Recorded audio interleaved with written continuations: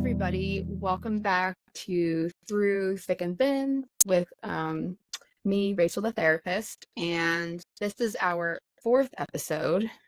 We are introducing my good friend, Allie Nunzi, today. And Allie is an owner at Grace and Glory Yoga in Linwood, and she has her own consulting business, Align Consulting. She is the co-founder of the Leadership Studio in Atlantic City, and she also has her own podcast, The Human Experience. So I'm really excited to have her on today. I'm excited to be here. Thanks, Rach.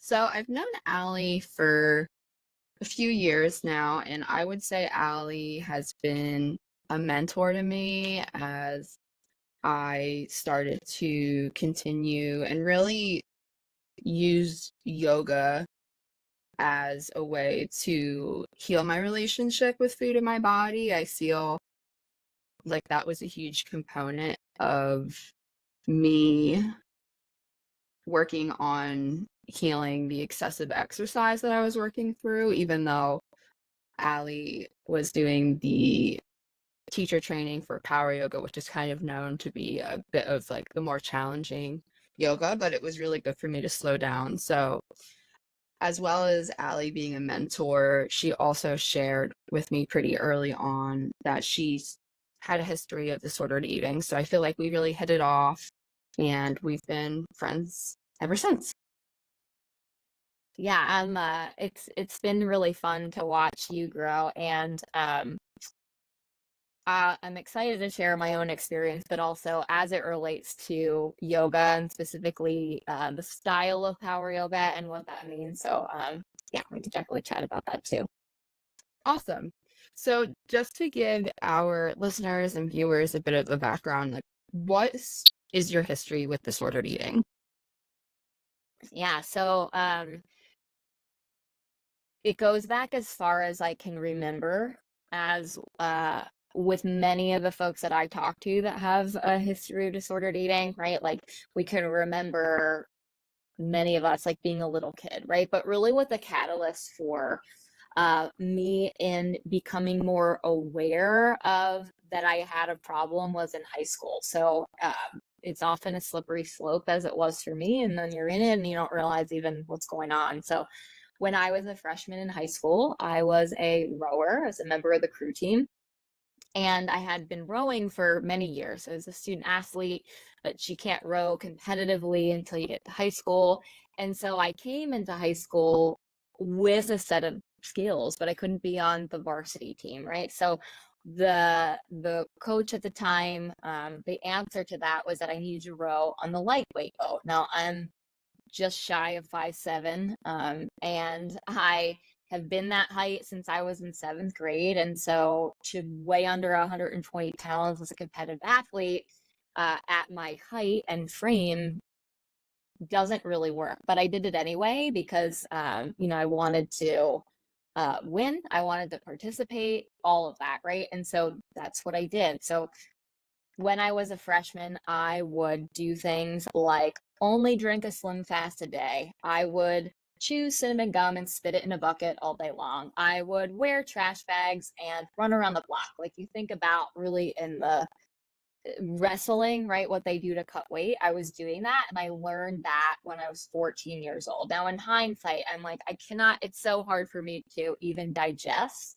that adults would allow this type of behavior, not even allow it, but promote it, right? And I could give them the benefit of the doubt of not knowing what they didn't know at the time, but really in hindsight, that was like the door to learning a new way to cope with stress in my life. And so when I look back on it, really was about when I was 14, 15 years old that this started to happen. And that's when the yo-yo thing started to, I mean, I remember even in, this is like 1999, 2000, 2001, my friends at the time, who were still my friends, but they would joke, they would call me Anorexic Allie, or my screen name on AOL was Rexy, like that was like a joke because Mm. I, leaned into it and I didn't have self-awareness at the time, but that's really where I saw it start to happen. And And nobody around me would point it out, though what the feedback, the implicit feedback that I would get because of our culture is good for you. You're so good, you're so disciplined, you're so Yeah. committed, right? And so the feedback I would get from external validation was that I was doing something that was virtuous. And the internal feedback that I would give myself is, wow, look at you. Look how good you can control this part of your life. It is. I actually didn't know you were a rower, so that is really interesting to me.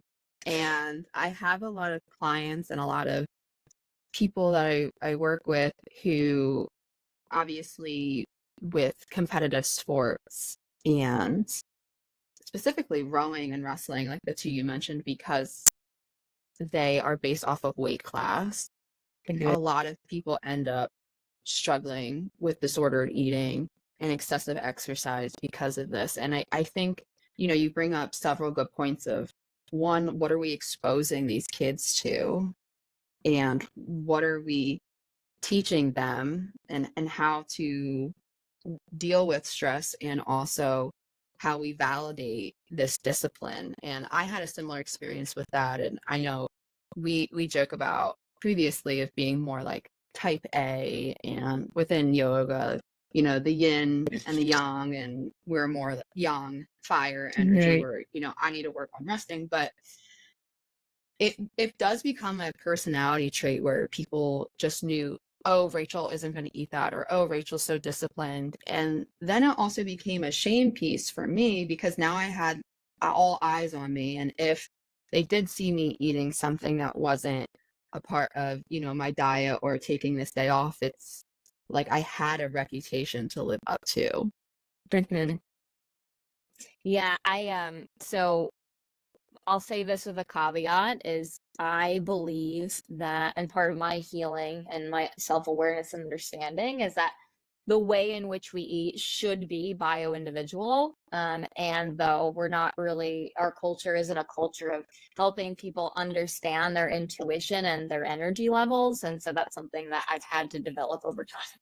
So what I did was when I was no longer rowing, I it's just so funny to look back. Like, so I'm saying this because this is, if you're listening to this and you fall into this category, I'm not shaming you in any way. But it didn't work for me as I was a vegan for 14 years. And I realized, actually was on like the second date with my now husband where he was just like, what's up with that? Like what? And like, it was the first time that someone really listened to me wholeheartedly, is like, okay, but like what really is that? And I realized that my veganism was a mask because like what you're saying is like I could go out to dinner with friends and my tendency to restrict myself, or there's nothing on the menu I can eat, so I'm just not going to eat, or I'll eat whatever it is. um it was socially acceptable, and so it, for me, it was a form of extreme restriction. And I'm not saying Mhm. all veganism is bad. I happen to have a blood type that needs energy from eating certain animal products, and that's fine. But I didn't learn that until I was 32 years old, you know. And so it's curious to me, right? Like all that, the affirmation that you get out in the world. And now I would love it if our school systems and our coaches, right, really understood that we've been indoctrinated since the 60s really to award thinness as fitness, where weight, right, as you know, and maybe some of your listeners know or some of you don't know, right, even the BMI scale, we've known for decades that that's not an accurate representation of health. But you go to the doctor and I went to the primary care doctor the other day, it's just built into the report Mhm. of your BMI, right? And so we use this, your weight as a marker of health. And so the lesser the weight, the old outdated idea is the healthier you are, but we actually know that's like wildly untrue. Yeah, and I mean there's a lot of research and I think I believe it's Christy Harrison in her book Anti-Diet. She talks more about the history of the diet industry, and specifically she goes into how the BMI is funded by a lot of these like larger diet companies, and that's what Mm-hmm. these organizations are being paid to promote, and that's where like the funding is coming from. So, I mean, obviously that is outdated, but then it's still implemented into healthcare, which is problematic. But I think your point of being vegan was interesting because similarly to me when I was in college, I always had I would say like stomach issues, but now looking back in retrospect, yes, and I restricted a lot. So my stomach was just out of sorts because I was constantly cutting food groups out. And I viewed it and promoted it as, I'm working on my health. I cut out dairy, I cut out gluten, I was a pescatarian at some time. So, all of the above. And like you said, going out to dinner, eating day to day, it was very accepted. And there are even some clinicians, unfortunately, I was working with at the time, like dietitian nutritionists who did not have the eating disorder background, who were, okay, let's work through these sensitivities and let's put you on a FODMAP diet where you now have to further restrict, which I completely understand. And once again, like you're saying with the veganism, like there are people who truly need this due to sensitivities, but no one asked me of my history of restriction. Mm-hmm. So for me, it just fueled this fire because yes, I'm allowed to restrict because I have to, because I'm doing these things. I'm following this Mm-hmm. plan for my health. Right. So, Yeah, and I think that there's like food is amoral, right? Like it doesn't we've there is no good food or bad food. There's just food is fuel. And so understanding how that fuel converts for you as an individual is missing from, like we're learn at a young age, like the food pyramid, right? So the top of the food pyramid is bad, right? And well, it's not bad, right? And so I noticed that even in my language, I have two small daughters, right? Like they'll want to eat. My oldest daughter has a ton of food sensitivities, and so we're careful about the language that we use around her. But it's like a cookie is not bad. However, just if you're going to have a spike in energy and then your energy is going to drop. So it's totally fine to eat a cookie, just like it's totally fine to eat broccoli, but helping her understand food as fuel and what kinds of fuel has what output, even as a 6-year-old, is like she can make the decision for herself, and we don't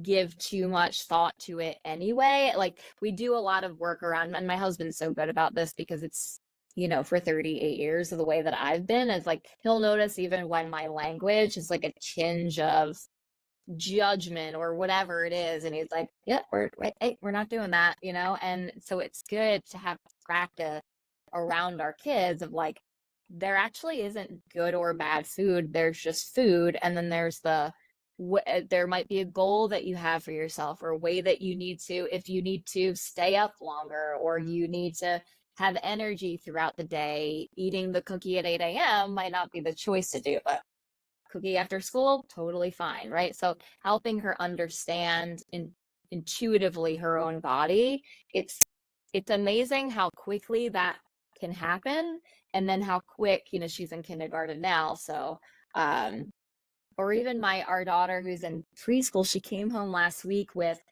they're learning about dental hygiene, right? So they had them make this chart, and they don't know, right? But it was like chew teeth, and then they had them put the bad food on the one side and the good food on the other, and so they start sussing out how societally we classify those things.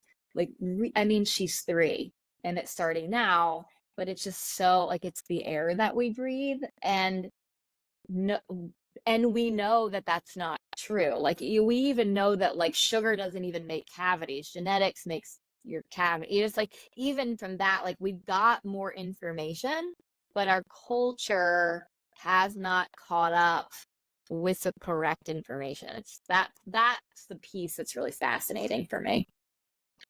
And I think, you bringing up that your 3-year-old is already getting these messages, and I do share a lot with my clients, and specifically my clients' parents, because a lot of my clients are preteens, adolescents who already struggle with disordered eating and their body image. And statistically, I share that girls normally start trying to diet or feel uncomfortable with the size of their body at age 6. And a lot of the parents and families are stunned, and they ask me, how is this? And kind of to your point, even if it's not in the household, it's just, we're not raised in a blank room. It's in the Hmm. schooling, it's in a societal piece, it's their peers at school. I mean, 6 is normally when they start becoming more peer oriented, and even if that's repeated and what's on TV and YouTube and in movies and all these things, it's still enforced. So I do think it's really important to be aware, and kind of like to what you're saying, what you and your husband are trying to do to be counteractive and to be, or more proactive, I guess you would say. Hmm. Yeah, my thing is like we're not gonna eradicate the fact that they're, my kids go to, well, my oldest goes to public school, and so like it is what it is, and the teacher's not bad. The school system's not even bad. They're just giving a piece of information that's coming from a good, what they feel is educate like place. Hmm. And one of the things that yoga, as you know, teaches us is like is one, holistic, and two, non-dualistic thinking, right? Like we're able to, okay, yes, that might be true, right? Like, yeah, sugar can contribute to cavities, but also my husband's never had a cavity in his life and is like a wild sweet tooth. I don't necessarily have a sweet tooth and I have cavities, right? So like Hmm. that's not the whole, we don't bring in the whole picture in our wild, right? So like that, going back to the thing around BMI, or we're measuring height and weight at every doctor's appointment, it's like, but that's not the whole picture of someone's health. And because we live in a fat phobic culture, right, then we make it someone's problem if they're differently bodied, bigger bodied. I come from a family of bigger bodied people, right? And so there's, it's just so fascinating that, like I said, like the science is catching up to that, but our systems just, no, they don't. There's not like a yes, and here's another way to look at it, or here's another thing to consider. And so then we've got this confirmation bias of like, oh yes, thinness is a measure of fitness. Well, at my thinnest weight, I was wildly unhealthy. I mean, wildly unhealthy, in very measurable ways. Um, and so I'm sure we'll talk about that too. But for me, being more proactive in my physical fitness actually is one of the most healing things in my relationship to food, because in order to perform and sustain my energy for the things that I really brought me like wellness, like full wellness, like you have to eat. Hmm.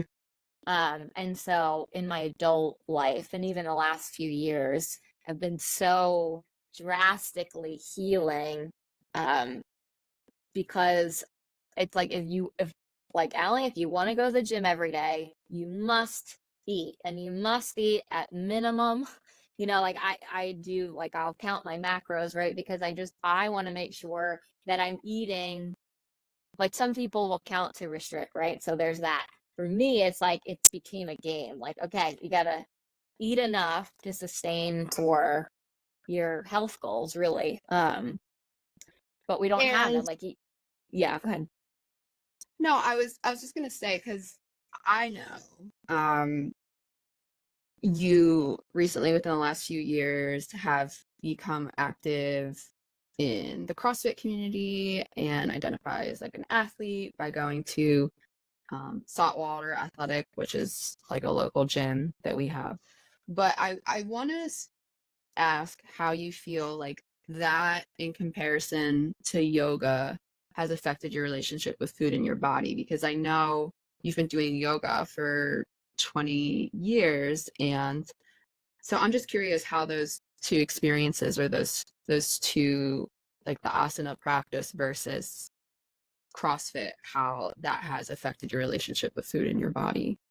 Yeah, so a couple things. One, I think that any community that we're a part of, it's our job to kind of poke holes at it in it. And so the yoga community by and large is full of a lot of grifter wellness crap, to be quite frank, right? And so yoga, depending on when you come, like they'll promote veganism or it's healthy, like all of that, right? And so even though, because of my journey, and I know that you know this as being an active member at Grace and Glory, is like we we go out of our way to create an inclusive environment. And still, the yoga world, when you think of the American yogi, what do you think of? Thin white lady in Lululemon, right? And though it's not that, it's for all bodies, right? And so I'd say that that's one, is like the yoga community, especially, and I've been teaching yoga for 20 years, especially back in the day. It was very much this like, you know, be a vegetarian, be a vegan, be light. The yoga promotes like a very minimal diet, which there's some truth to that, but like I said, it's just there's so much grifter information out there that you could be easily influenced by it and not go. So then there's the second part of that is, 12 years ago, when I opened Grace and Glory, you become a business owner, which is very, very stressful. And so I would like to believe and say that it's not, but I deal with people all day long, and a lot of personality management and all of those things, right? So stress, for me anyway, shuts off my hunger cues, right? My executive functioning, a hunger cue, right? So like I found that there was that. So I'll talk a bit about what I call a relapse that happened right after the pandemic, because I think that's important to share. But that's also when I started to go to salt water. So here at the studio, yourself and a handful of other folks that were part of the CrossFit community would encourage me to go. Like I go to saltwater because I'm like, and CrossFit's not my thing. Like it's too culty, it's too this, it's too that, it's too competitive, not my thing. And so I went because I'm a people pleaser. And I actually went to appease a mutual friend of ours, Scott, who is also a yoga teacher here. So he wanted me to go, and I didn't want to disappoint him. So the owner of Saltwater, Alyssa, is super lovely and super supportive. So she knew that I had a lot of gym phobia, I had stuff going on, and she agreed to meet me at the gym, kind of run me through a trial. And to my surprise, I was like, I'll do that. So I appeased Scott, and I'm, this nice lady, Alyssa.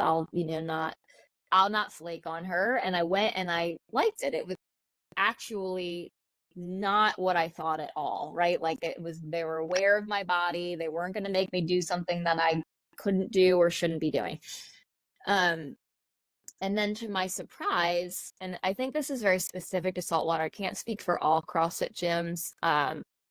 There is that stigma. But I think what's so beneficial about saltwater is at the time, all of their coaches were also working in the field of addiction recovery, right? So there's understanding that embedded in your physical health is also your mental health. And so it was the first physical fitness environment that I had been in that promoted eating, period, right? It's like you go to the gym and it's like, okay, you buy this chemical filled protein shake on your way out the door, and like eat carrots and good luck and be here tomorrow, and all the corny discipline motivational posters or whatever. And saltwater was the first place where it was like, no, we eat here. we don't do that. We don't restrict food here. Like, if you want to be here, you need to fuel yourself so you're really well. And I found the support. I wasn't responsible for taking the trash out, or if the floor was clean, I could just go there and put my attention on my physical fitness. And then it really was the support of the coaches, because at the time, post pandemic, I was postpartum, just had an emergency C-section a few months prior, had to get my gallbladder removed. I had a lot of what felt like extra weight on me. And so I had all that stuff going on. But because of the stress of owning a business, who our income comes from gathering, and then for 2 years we couldn't gather, right? It was a Mhm. stressful time.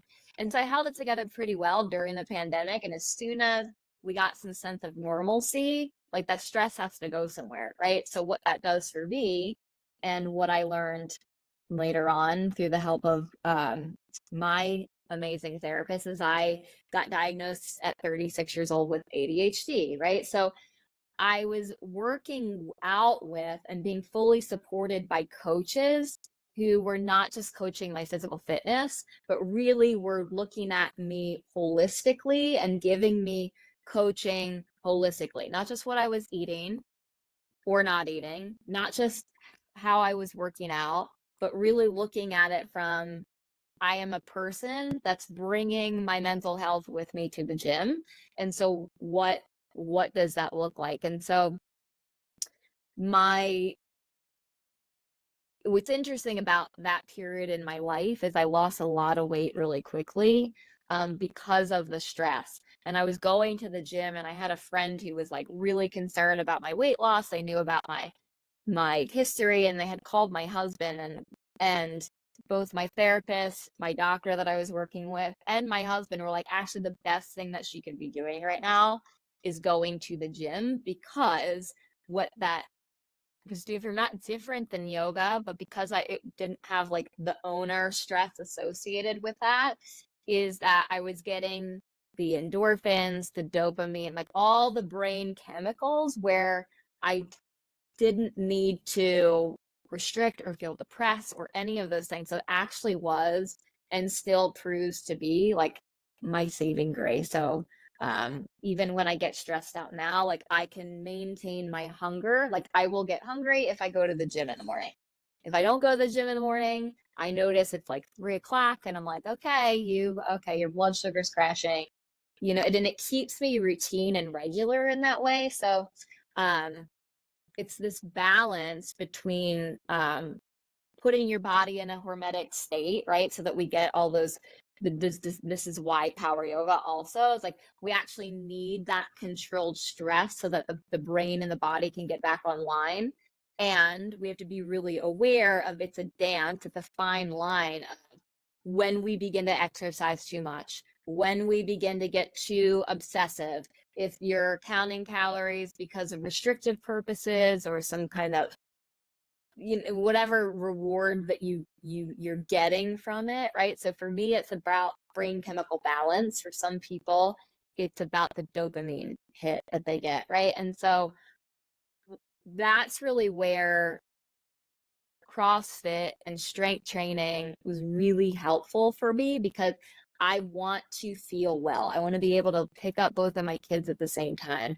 I don't want it to be 6 o'clock at night and I'm falling asleep on my couch. So, strength training outside of the yoga realm was really helpful for me, and not in a way that asana, the physical practice of yoga, wasn't, because it is. Just for me personally, it has this tie-in of, like, if the light bulb's out, that's my problem. I have to fix that, Mhm. right? So when I'm in the studio, it then comes about, like, managing everyone around me. And that's been such an interesting evolution of my own practice, and making sure that I'm staying in my own yoga practice beyond asana, meditation, my own self-inquiry work. But I will say that yoga was the thing. I started practicing yoga at that same time that I started restricting myself when I was 14. I still have a hip injury that I deal with, and so someone recommended I try yoga for that reason. And then really what yoga helped me to do was develop my emotional intelligence, right? So the first thing of emotional intelligence is self-aware. My yoga mentor and yoga teacher say, like, you're not your thoughts. I'm like, what do you mean I'm not my thoughts, right? It's like, oh, that thing that has you say you need to restrict or binge or cope with something external in that way. So like that's not, we need to solve for that, is like calming that voice inside that says you must do this, or your self-worth is how much you weigh or how much you don't weigh.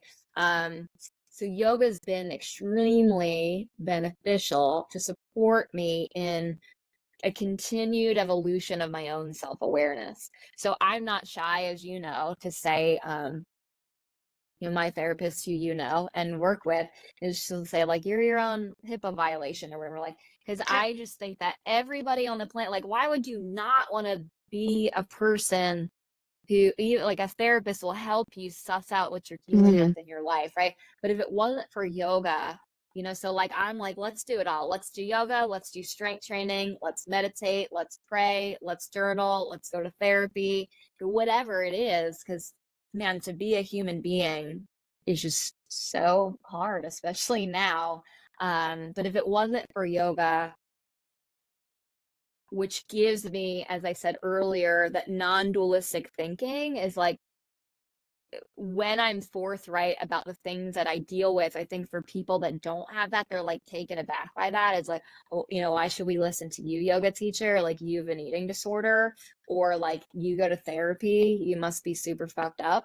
Yes, I am. And I actually have these tools that I deploy when I need them, right? I have them. I got a full tool belt, and I can use them, right? So it's this yes and, like, yoga really teaches me the yes and.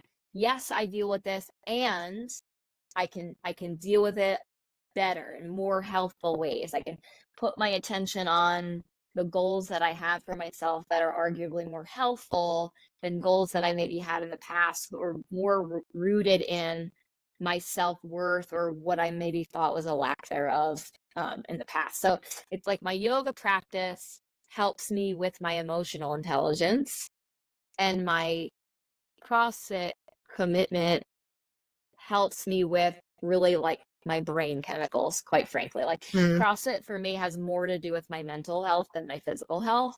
And they both have physical benefits, which are all good, but they're like much lower on the list than all the mental health benefits that physical fitness brings into my life. And I think really it's just finding like that sweet spot of that balance that works for you too, and for me personally, especially when it comes to exercise, that's just what I've struggled with for such a long time. And I know that we all know, like, too much of anything becomes a bad thing. So I really need to pull Mm-hmm. myself back, and I kind of bounce around these different communities, because if not, I will go tunnel vision and have to be the best and do too much where now it's not beneficial, it's actually harmful. Yeah. Yeah, and I think it's just the ability to check yourself, right? Like, Mhm. we'll all, like, that I say this, like, in my yoga classes, like, we create balance by acknowledging that we're actually always in balance. We're always in balance in some way. And so the question that I like to ask myself is, okay, what is it now time for? Right? Like, I like power yoga. I like, as I said, all of the brain chemicals that come with it. I like the focus. I like to sweat. I like all the physical benefits of the discipline of it. And like you, um I don't necessarily, like, I'm not one to sign up for a restorative class or a yin class by my own design. I'd rather do something else, though. I am now self-aware for when I need it, like when I'm burning out, but it Yeah. is that level of awareness that it takes time. And sometimes you've got to work with mental health professionals or clinicians to help you identify, okay, well, when I'm starting to teeter this way, to the too much or the competitive or having my ego really involved in, okay, what does that look like? What are the things that I say to myself? And then that will give me the information to go do the other thing so that I can get into balance, or in yoga we call it Stira Sukha, right? It is the sweet spot between too much and not enough, or hard and soft, Hmm. or being really disciplined about things and like too much rest. We actually need to create actual health. You need both of those things.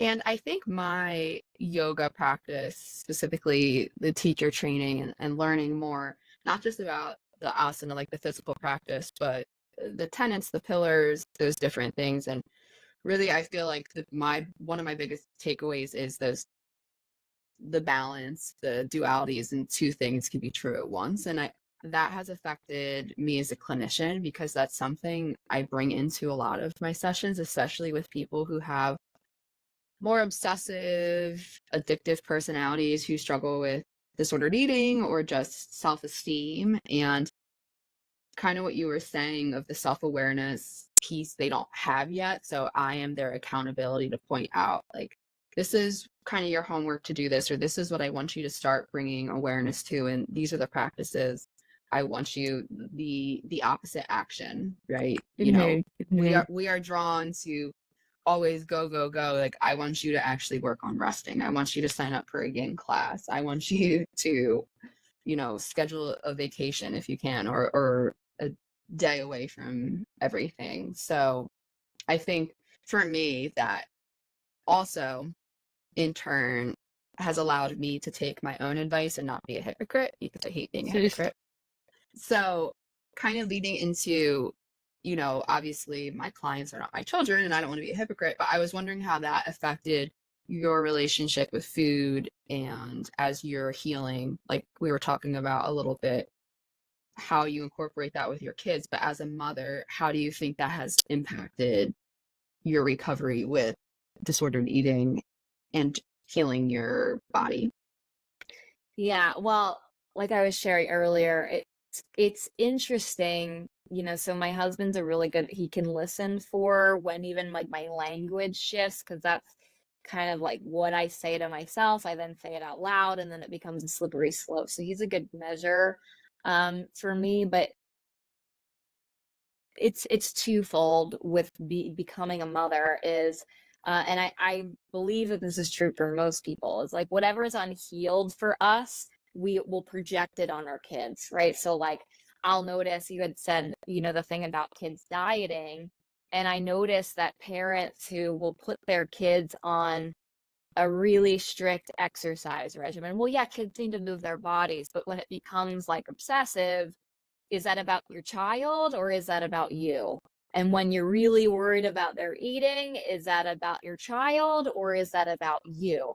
And so this thing of like now you, especially with my oldest daughter, first time mom, it's like, oh my gosh, this thing came from me. I get that she's not me, though it is like the kind of the cliche is true. It's like something like you are now living outside of your body. And so I've had to be really check myself a lot of like, am I projecting or is this what she needs? She's a different person than I am. But if I'm not careful, I'll project my shit onto her and whatever, give her a complex, um or make her believe things that are not true, or I will have compensatory behavior where I'm like maybe really trying to go in the opposite direction, and then there's no kind of structure to her movement or food relationship. And I'm like, well, that's not really healthy either.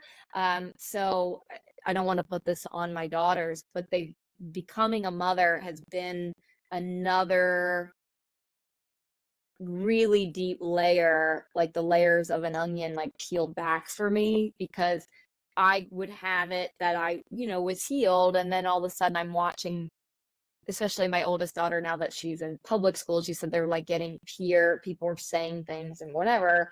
And I have a niece that's the same age. And so their peers are saying things, which I know are typically a projection of their parents, or just parroting what they heard, or that, wherever.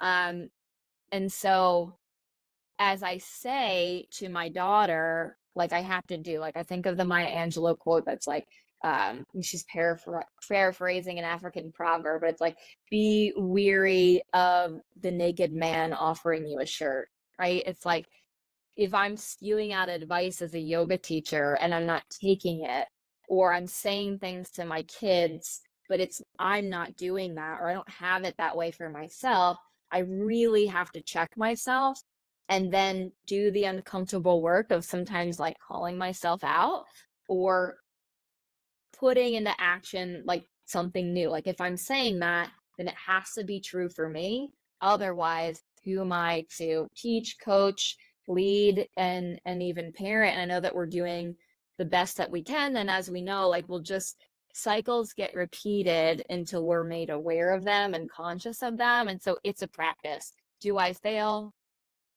Absolutely. Right. My youngest wanted to eat gummy bears for breakfast yesterday morning, and I'm like, it's too much sugar, right? But it's like, in reality, her organic gummy bears, right, had less sugar than if I gave her a bowl of cereal, right? So it's like, all right, Allie, calm down and let's just look at this objectively, so there's this, kind of run it through, where is this coming from and what's actually helpful right now.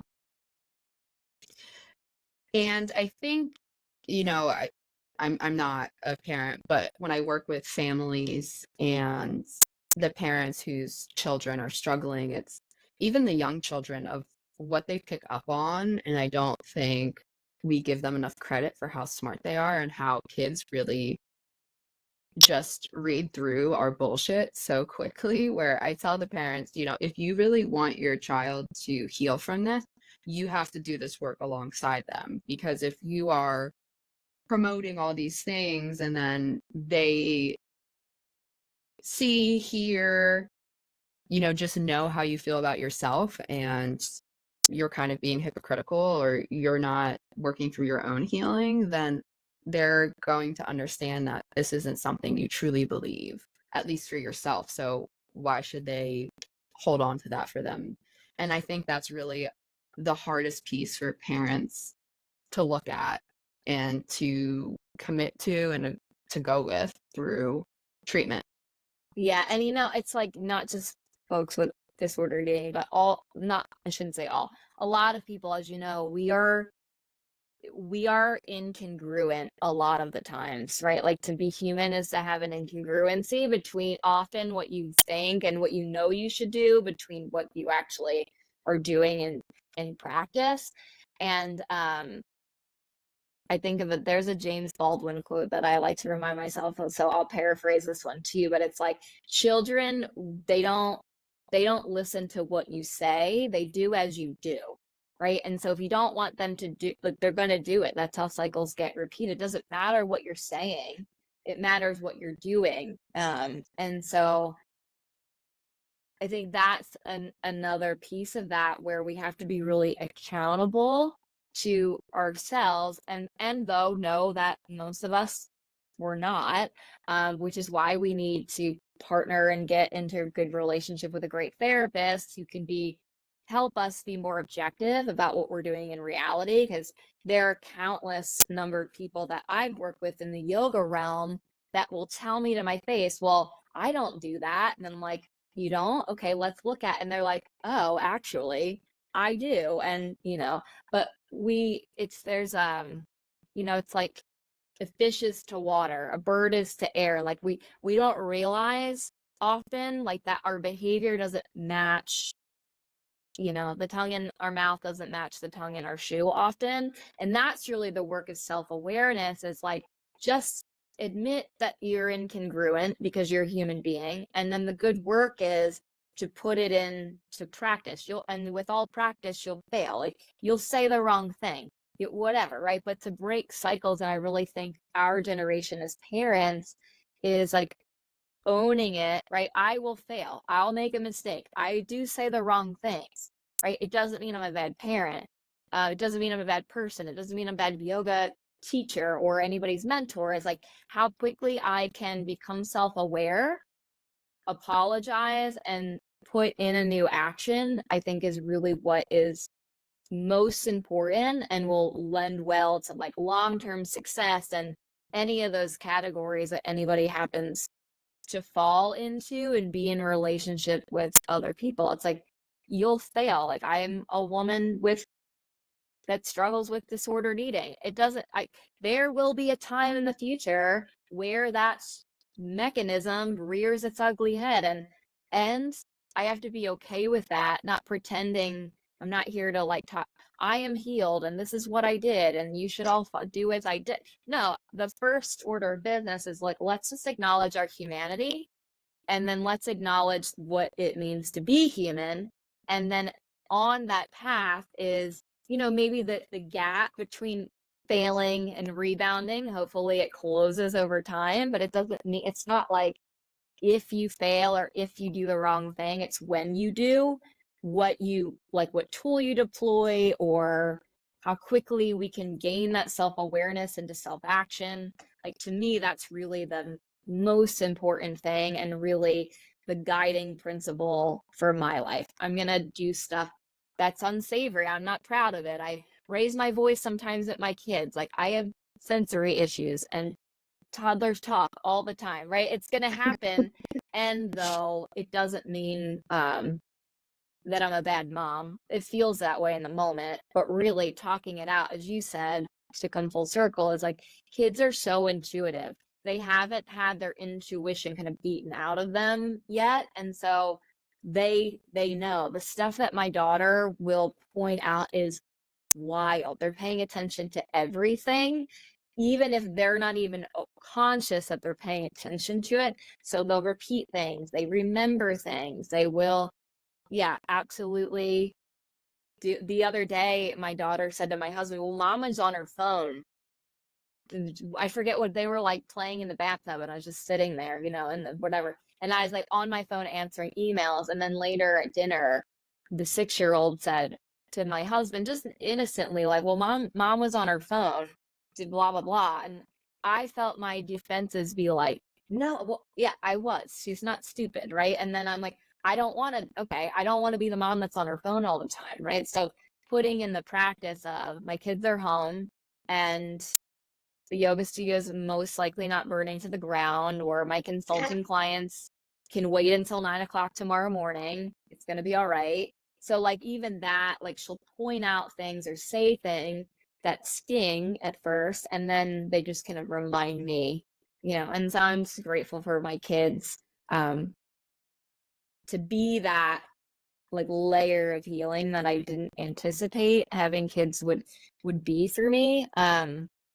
But it really is like I want that cycle to end with me. I will apologize and I'll take new action. I won't make it mean anything, or I watch people and even myself like get defensive or whatever. Well, it's not helpful, right? It's like actually I just need to remember what kind of a parent I want to be and do better next time. And I think, that's the cycle for breaking intergenerational trauma. And I love how this is happening with you and your kids, because I see this happen a lot in my office as, a clinician with my clients, and even in my own personal therapy. Like I like to view therapists as someone who can point out our blind spots, something that we need to just work on, and our blind spots continue to shift as we evolve as human beings, and myself included, along with like sometimes being in the chair. We become defensive when people point out our faults or our blind spots, right? And it's not anything that we have to be ashamed of. It's just admitting that we're human beings, and like there's always things that we can work on. And then it's interesting, the next week or next session or whatever it is, they may become a little short or defensive in that moment. And then it's normally like, I was thinking about what you said, and, once we're regulated and we have some time to process it, it's like, yeah, okay, like maybe this is something I want to work on. And, that healing isn't always fun. It doesn't always feel good, but that is the importance of it, like the part of the Yeah, journey. and that it's so normal, right? It's self-preservation when someone, so that as you know, right, as like human beings, we literally can't be transparent to ourselves because our ego is always trying to self-preserve, is always trying to protect us. So when someone points out something, we might not consciously perceive it as a threat, but that defense mechanism is that stronghold, right? So Hmm. I always joke like I'm not a therapist, but I'm a little too self-aware, right? So like I needed to go to a therapist for therapists because I can say a lot of like I do know what I'm talking about, and so with my own stuff, I can talk myself into compartmentalizing it in ways, but I don't need like I actually need someone to listen completely from unbiased, completely objective. They're not buying my bullshit, like even though it's like, whatever, it might be articulate or factual or whatever, but it's not. And so because I know that about human beings and I am a human being, I go to therapy one so I don't dump all of my crap out on my kids and my husband and the people that I love and that are closest to me, but also so that they can listen from that purely objective standpoint and kind of poke holes in the story that might be really well intended that I've spun to keep myself, whether it's righteous, or to protect myself from seeing something I didn't want to see. And it stings. And not all the time, but a lot of the time. But you're right. It's like, and then you sit with it and just know that you're might be defensive. And though, like, give yourself time to let it burn a little bit. Yeah, I love that. Um, kind of, getting towards wrapping up, I'm wondering what advice you would give someone who is currently struggling with disordered eating and is looking to heal their relationship with food in their body. Like, is there a starting point, or is there something, I know you shared what worked for you, so. Yeah. I mean, I think what would, as I said, what was helpful for me as like kind of a watershed moment for me was knowing that whether it's like self-deprecating thought or looking in the mirror and really believing what you see, right? Is that thought that you need to restrict, or a thought that you're better if you lose 5 pounds, or whatever it is, like the first thing you need to know is that whether you believe it or not, the thing to know is that that's not real. It's not real. And then once you can get that it's not real, I'm not saying you have to agree with it, but you can get on some level that the brain, your eyeballs, your brain, your nervous system, like they're spinning something for you, right? Because I'll look in the mirror and still it comes up. So it's like this, I got to practice the pause. What I see and my immediate thought about whether it's what I look like or what I feel like or whatever it is, I just have to, okay, that's not real. And so the next step that I would do for myself in that moment is like, what are the things that I can rely on to bring me back to feeling like at home in my own skin, which is going to be different for all of us, right? Like you might need to book a therapy appointment. You might need to call a trusted friend. You might need to go for a walk. You might need to go work out. You might need to go pray or meditate, whatever it is. But I think it's one pause and realize that your brain is playing a trick on you. That's something that your brain is doing, number one. And then number two, really think about, okay, when I feel most at home in my own body, what have I just done? Like I even tell people, like, create your own insurance plan, like make a list of like 5 things that you know that you can reliably restore yourself back to feeling well, and then do it. And I also believe in community, which is why the yoga studio at CrossFit really worked for me. And so it looks to me like calling someone, and even like someone that's not gonna get like, oh yeah, I felt fat too, blah blah blah. Someone that's gonna love you enough to say, Allie, that's not real. And you told me 3 months ago that you like to go for a walk. Did you move your body today? When was the last time you drank water? Whatever it is, the thing, like, to tell someone and deploy whatever action you need to get you back home to yourself. That's so important. I know I spoke with this with Sarah on a previous episode, because even as adults, when we become dysregulated and we are in that emotional limbic system, we are not able to use logic and take our own advice and realize that our brain is deceiving us. So I think, Sarah and I openly discuss, like, we were each other's person to text and be like, this is what's going on. And then the other person who is not dysregulated, they are regulated, is able to bring us back to reality, to be like, okay, we know what's actually going on. Here are the things that work for you, because we knew each other well enough at that point. And, the younger kids I work with, I use kind of the analogy of this little gremlin in their brain. I think some of them have a hard time comprehending the neuroscience. So I'm like, this disordered eating is a gremlin, right? And it's just feeding you this false information, and it's telling you, and this is like the gremlin's voices isn't your voice. And the more that you isolate, the stronger this gremlin gets. The voice is louder, and the more that you talk to other people about it, do things that make you feel good, like the gremlin gets weaker and quieter. And so sometimes even for adults, that's just a good way of looking at it, because yeah, we perceive this as, this is me and this is true, when in reality, a lot of us who struggle with disordered eating and body dysmorphia and all these things, like, it's not reality.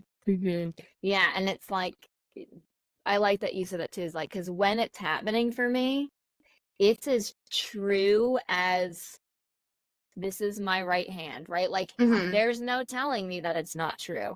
Though, Yeah. if you can get that when you're in a state of dysregulation, you're going to have it that it's true, then you can recall. And when you can't recall, you can't remember, yeah, like having that person, there's so much around the neuroscience of having a Yeah. someone to co-regulate with, that can be that mirror for you. Like, okay, when I can't tell myself the truth, I need you to remind me. And someone who's like not gonna be like, you're not sad, or to say that, like, the cheesy thing, like, no, Allie, your brain does this thing and it's doing it right now. Go lay down, go for a walk, go work, whatever it is, to get myself back on track. Awesome. I mean, we could sit here and talk about neuroscience all day, two neuroscience nerds, but I don't want to keep you for too long, but I just want to thank you so much for coming on and sharing your story and your knowledge and wisdom with everybody. Yeah, well, thank you, Rach.